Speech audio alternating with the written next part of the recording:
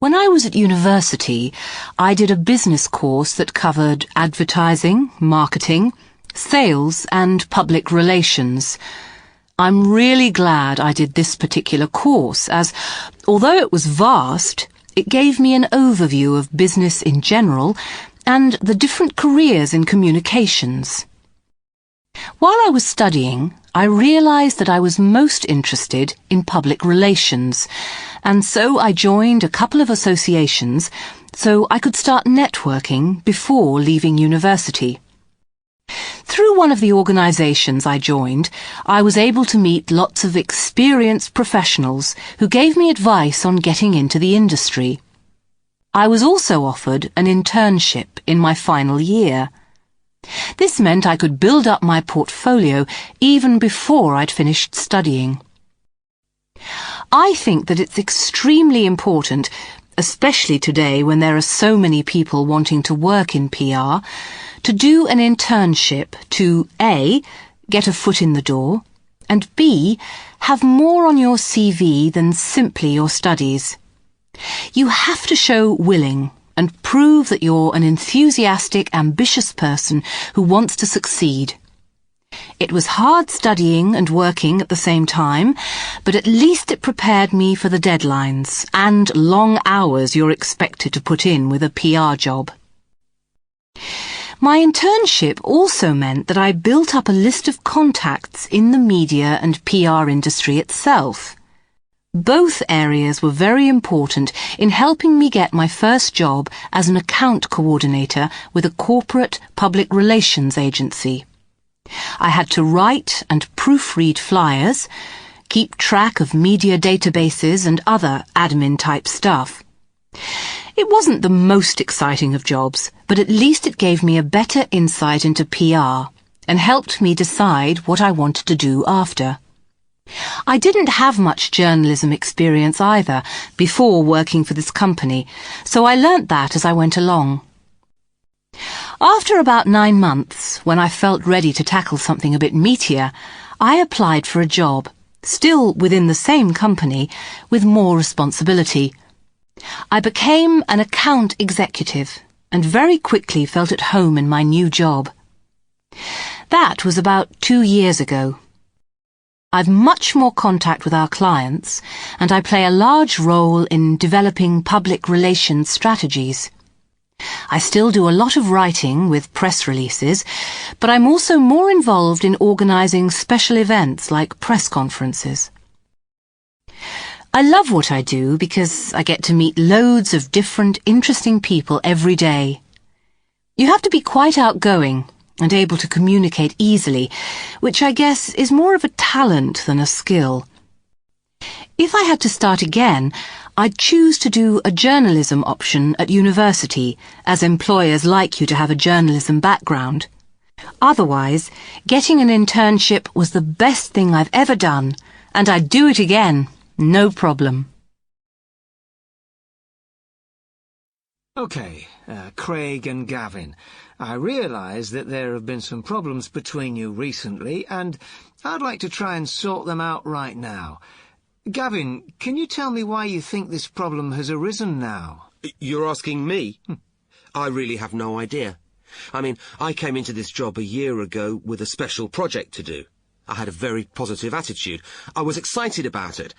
And Craig's just blocked me all along. Well, that's not fair at all. That's just not true. OK, 1 second. Can everyone speak one at a time, please? Gavin, go on. Well, that's about it, really. I've never felt as if I've been welcomed here. I mean, when I walk into the office, the others don't even say hello to me. That's just not true. It's you who doesn't say hello. Craig, please. Gavin, can you tell me why you think this situation may have arisen? Well, as I said, I've really no idea. Perhaps it's just my style. I'm very positive, energetic and outgoing, while everyone else here seems to be half asleep.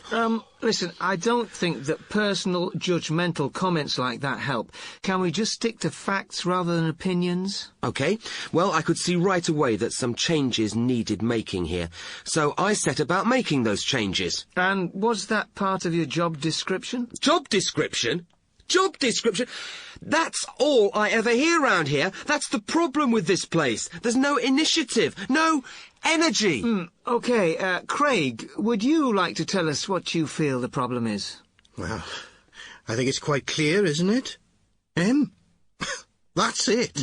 OK, as I said, can we keep away from personal comments here and stick to talking about the workplace? Well, I am talking about the workplace. He doesn't respect the limits of what he's supposed to do. He came in here for a one-year project, but has then tried to change the way everyone else works as well. Gavin, can you respond to that? Well, my project involved everyone else. It was impossible to do what I had to do without getting other people to rethink the way they work. OK, I think that personality issues are crucial here. Right, absolutely. Personality issues are the most difficult things to change. Perhaps we'll never be able to resolve them. You are different people with different personalities and different ways of working. And so? Well, that doesn't mean the problem can't be solved. We have to be flexible, accept change and be tolerant of difference. Easy to say. Well, yes, it is easy to say, but difficult to do. I don't deny that. However, what we need to do is review your project and look at everyone's roles and responsibilities in the project and in this organisation as a whole. If everyone sticks to and respects other people's roles and responsibilities, then we can at least settle on a good, constructive working atmosphere. So, as we have seen then, relationship building is not the same as team building. When we talk about relationship building, we're talking about a competency in which we cultivate relationships both inside and outside the workplace with individuals and groups. I'm going to sum up by suggesting practical ideas of how you can all develop your relationship building competency. Tips that you can easily incorporate into your day-to-day lives in such a way that they will eventually become a habit. I'm going to talk about informal relationships, but as we discussed earlier, the ideas can be transferred to a more formal environment. First, I'll talk about initiating new relationships, and then I'll mention a few ways that you can practice developing existing relationships. Let's start off with the obvious. Common sense is always a good starting point. The first thing we should all do is to practice simple courtesies. This might seem like common sense to some people, but in actual fact, you'd be surprised at how many people do neglect these things. Set yourself a goal to say good morning to 3 people you normally wouldn't. We should also try to get to know colleagues outside the office. Ask people what their interests are. If you share an interest in tennis, say, suggest a game. Plan an occasional social event with coworkers. It doesn't have to be anything complicated. A coffee together, or a picnic lunch, for example. Another thing you can do is to actually target somebody in your office, somebody you would like to know better. Make it your goal to talk to them. Small talk is fine. Listen to what they say and take notice of the information you learn about their interests. Make sure you keep yourself up to date on what's happening in the world, too. You won't be very good at small talk if you don't know about current affairs. That's true, yeah. So, let's imagine that we've done these things and that we've started a few new relationships. What can we do to develop them further? How can we nurture the relationships so they don't just fizzle out or stay on a plane? Well, for a start, we should focus on a person's good qualities and not on their deficiencies. Nobody's perfect after all. We should also practice effective listening. We are all good at speaking, but how many of us really listen? And people want to be listened to. They appreciate it, and they respond. Try it. If we're in a conflictive situation with somebody, we should focus on the issue and not on the person. So we can hammer out a point of disagreement, but then shake hands and go for a coffee. Usually, it is an issue that is the problem and not a person. Choose somebody who you consider to be an acquaintance and make a point of learning something new about his or her interests. Think of some questions that you can ask them for when you next meet. Finally, when you're talking to people with whom you have a relationship of some kind, get into the habit of asking open-ended questions. That way, they'll be able to give their points of view.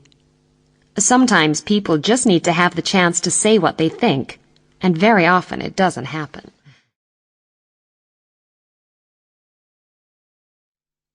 I'd like to thank you both for coming along today. Pam, this is your new book, Taking the Blues Out of Work, How to Deal with Work-Related Health Problems. Yes. And Steve, you've just recovered from work burnout, one of the most serious and common work-related problems, yes? Yes, that's right. I'm in the book. Pam used me as a case study. Yes. Steve came along to my clinic for help. He had a serious case of burnout. He followed a course of therapy and And she helped me to get my health back again. Well, that's great. It's good to hear there's a happy ending. Pam, could you tell us what work burnout actually is? Aren't we just talking about stress here? Is there a difference? Yes, there is a difference. A very big difference. But that's a good question because most people make the mistake of thinking that burnout is just another word for stress. So I'll start with that. Everyone understands stress. We live in a world where stress is part of our everyday lives.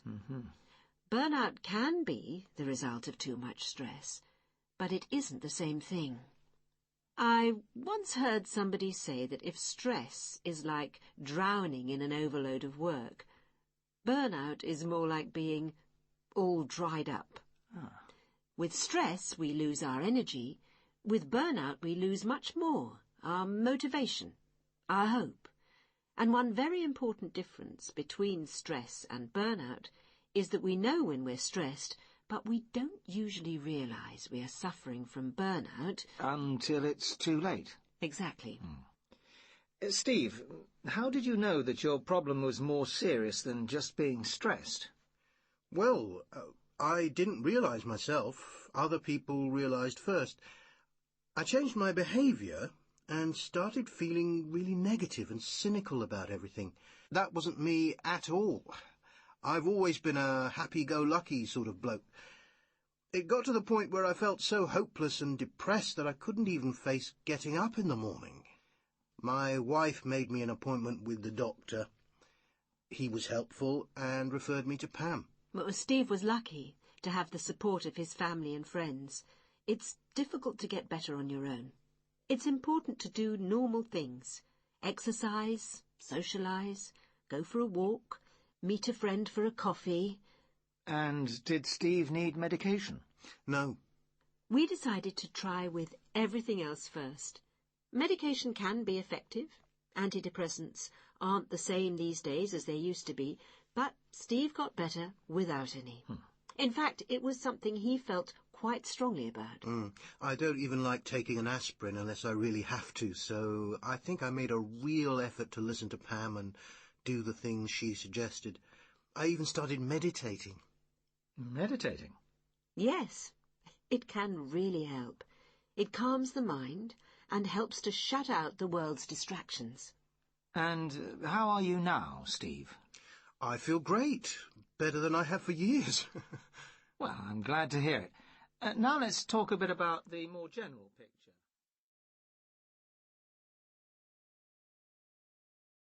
Welcome back to the second part of our programme, How Do You Manage? I have with me Jenny Buxton, who works in Ipswich. Welcome, Jenny. Hi. You work for a well-known firm of retailers, but it's not the products I wanted to talk to you about today, it's the people involved. You've been responsible for a staff of 15 for a year or so now. Tell me how you got there. Well, I did the standard round of applications from university, and this is my second employer. I enjoy the area of retailing, but as far as managing staff, that's more recent, and so it's quite a new area for me, with a whole new set of challenges. You pride yourself on being good with people. You've got quite a sociable, outgoing personality. I imagine you'd be a good person to work under. Well, that's what I like to think. But managing people isn't all about sitting down with a cup of tea and talking over issues. Being in a position of responsibility means you can be the bringer of bad news as well as good. You have to develop a thick skin, to be unpopular, not to be liked for a decision you make. And I guess that can be hard at first. Yes, but the thing you learn, if you stick at it long enough, is that people will still respect you even if they don't like what you had to say on a particular subject or the way you acted. Are there other aspects of line managing that you find difficult? One of the hardest, most awkward things is the issue of disciplinary action. The company should have a system in place for dealing with this kind of area, and you have to make sure the system is understood and agreed by everyone. But ultimately, if you've taken the employee through all the procedures and he or she still doesn't shape up, some hard decisions have got to be made. We seem to be focusing a lot on the negative side here. What about some of the positive things? Oh, the chance to help people reflect on things, how they're developing with the company. I like seeing people develop, change, and perhaps go off on a completely new path, something that may never have occurred to them if you hadn't pointed them in that direction. I imagine it can be quite satisfying. Yes. And then there's the sheer variety. You plan your work, you have to get yourself well organised, but ultimately, no 2 days are ever the same.